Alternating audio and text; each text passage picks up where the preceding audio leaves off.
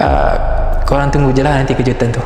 Okay, rombakan ni dibuat di atas faktor kita orang trust dengan coach punya decision, dan kita orang daripada management kita orang cuba merealisasikan apa yang coach nak, dan of course setiap tim bila kita melantik seorang coach tu kita perlu letakkan kepercayaan penuh dekat dia lah. Okay, Kujang sebagai head of e-sport Team Ray, ini musim yang kedua Kujang bersama Team Ray. Betul. So season lepas mungkin pertama kali Team Ray lepas ke playoff. Right. So apa yang Kujang gagal sebenarnya untuk pertama kali memegang head of e-sport di Team Ray ni? Okay, pertama sekali pelajaran yang saya terima tu memang banyak sekali lah. Dekat sini saya belajar banyak perkara-perkara baru tentang management, dan alhamdulillah juga yang daripada side management Team Ray banyak willing untuk membantu lah. Diorang tak kedekut ilmu untuk membantu. Tu first time untuk lepas playoff tu, of course lah memang happy sangat lah untuk Team Ray, sebab boleh dikatakan hampir 2 tahun mereka tidak layak ke playoff, dan rasa bersyukur lah kita orang dapat lepas ke playoff. Okay. Of course regular season perform. Okay. Ujungnya tu kita lepas upper bracket punya slot. So di mana silapnya Puja rasa bila playoff tu hari pertama orang meletakkan harapan yang tinggi di Team Ray tapi tak menjadi? Okay, boleh dikatakan kita tak nak salahkan mana-mana pihak. Apa yang boleh saya cakapkan yang kemungkinan besar kita kurang daripada sudut keserasian bersama. Saya rasa itu key point dia sebenarnya, yang paling masalah yang kita orang hadapi lah yang season lepas.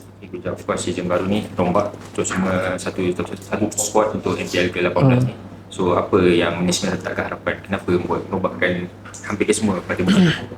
Okay, rombakan ni dibuat di atas faktor kita orang trust dengan coach punya decision, dan kita orang daripada management kita orang cuba merealisasikan apa yang coach nak, dan of course setiap tim bila kita melantik seorang coach tu kita perlu letakkan kepercayaan penuh dekat dia lah. Dan harapan daripada management of course kita nak diorang buat yang terbaik, dan untuk season ni juga saya mengharapkan tiada lagi masalah keserasian tu yang terjadi. So maksudnya management bagi 1% kepercayaan untuk coach memilih player kali ni? Betul. Kalau mengikutkan daripada season yang lepas pun kita orang meletakkan 100% ke coach lah untuk memilih diorang punya player. Okay, last sekali apa harapan Kujang untuk Team Ray lah musim ni?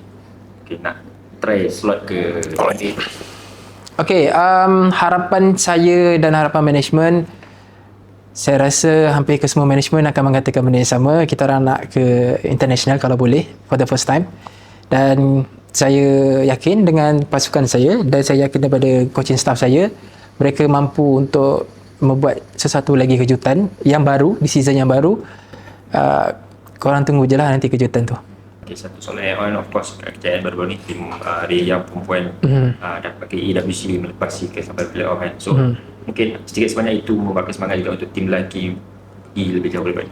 Okay, kalau untuk daripada tim Ray Yang, memang satu pencapaian yang boleh dikatakan membanggakan kami punya management, kami punya tim Ray boleh dikatakan, dan kami mengharapkan perkara yang sama untuk tim lelaki buat lah. Dan saya letakkan harapan yang sama untuk ladies dan tim lelaki untuk capai ke international bersama-sama akan datang insyaAllah. Okay. Right, thank you. Right.